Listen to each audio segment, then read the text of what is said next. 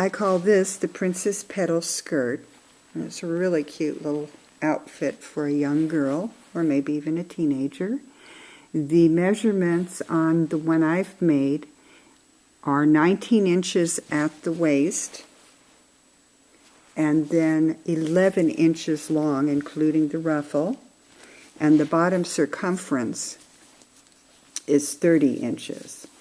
If you're making it for someone in particular, it would be good to measure the widest part of their hips and then add 2 or 3 inches, and that would be your beginning circumference. How many of the, depending again what kind of yarn you use and what size hook, how many chains you will need. Now for this project, I began with 120 chains, and then I joined them in a circle. And be careful that you don't twist that foundation chain, and you just join it in a circle.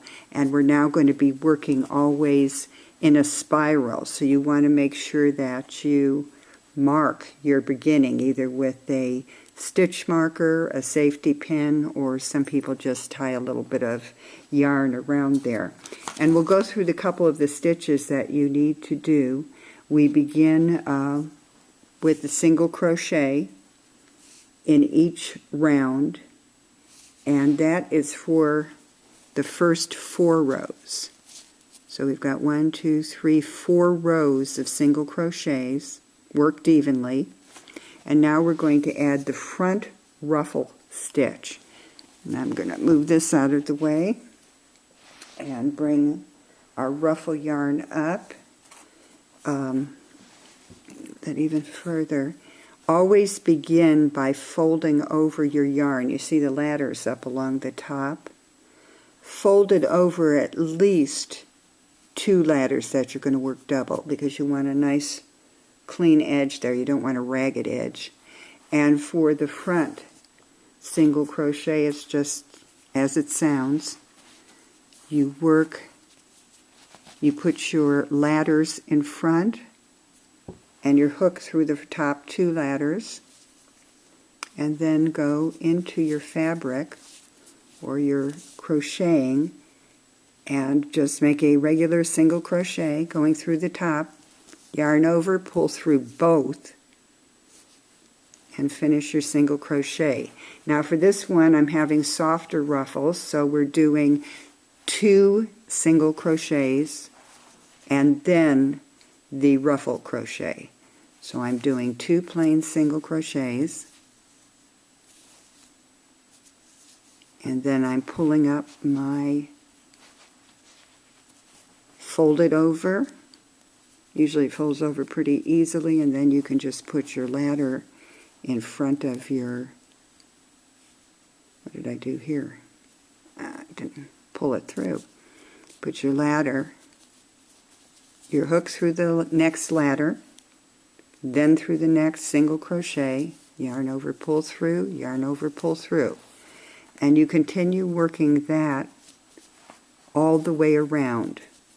2 single crochets, and then a ruffle. And by now I'm working on the single ladder. So I just fold it over, put it in front of my next stitch, yarn over, and you've got my single crochet. So you keep working that for 1 round. Then you just drop your fabric or whatever yarn you're using, whatever fabric or lace you're using, drop it to the front, and now you work evenly, let's see, 1 row, 2 rows, and then we're going to begin a decrease row. So round 8 is going to be a decrease, and you're going to evenly decrease 6 single crochets all around. So you space them out. Of course, it doesn't have to be exact, but you space them out by doing 2 single crochets together, and that's very easy. You just, let me get this out of the way here. Begin as if you're working 1 single crochet, but don't pull the yarn through the hook. or the loops on the hook, and do another single crochet. So you have 3 loops on the hook, and when you yarn over and pull through, you've now decreased. So we've gotten rid of 1 single crochet stitch. So you just work that 6 times around whatever your circumference is, so you have a decrease row. And now you just continue working your single crochets around 1 more time, and then we go back to the ruffle row. Just pick up your yarn and bring it up and continue to work a ruffle row. And so this is going to be the pattern. You'll work 2 regular single crochet rows here. See that? 2 single crochet rows. Then you do a decrease row where you take out 6 stitches, and of course it's slowly going to be decreasing. 1 regular single crochet row that now is even to whatever the decrease row was, and you add a ruffle row. So that is the pattern. 2 regular single crochet rows, 1 decrease row, 1 regular, and then a ruffle row. And you continue working that way until you get to the very end of how many ruffle rows you want. I have 1, 2, 3, 4, 5, 6, 7, 8, 9. I've done 9 ruffle rows on this skirt. And when I finish, I continue working the same way, doing the single crochets, and I end up, I've now completed 1, 2, 3, 4 of those rows, and I've stopped now. I do 1 extra single crochet row that does not have a decrease in it, and I begin my ribbon row. My ribbon row, chain 4, which is equal to a double crochet plus a single crochet. So I chain 4, and then I begin by skipping 1 single crochet, putting in a double crochet. Chain 1, skip a single crochet, put a double crochet in the next. Chain 1, skip, work that way all the way around. And so now you have a row where you can weave your ribbon through, and I finish off with just a simple single crochet row.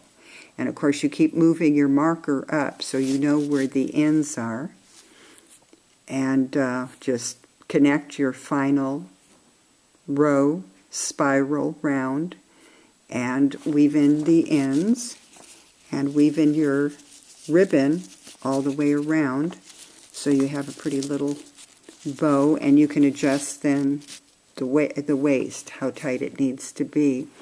And it makes a really cute little outfit. I'm going to put this down and see if we can get the look of the entire skirt there.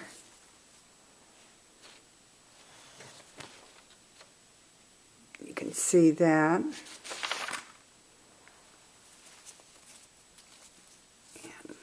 put a nice little bow in the skirt. And it really comes out not only cute, but it really works well. You can finish off the outfit with a little, I call it the Sweet Blossom headband. Makes a really cute outfit for a little girl. Or do the ruffle it up. And this is a hair ruffle for a little girl to match your skirt. It makes a very darling outfit. And if you would like the written instructions, just go to Free Patterns at simpleandsensational.com.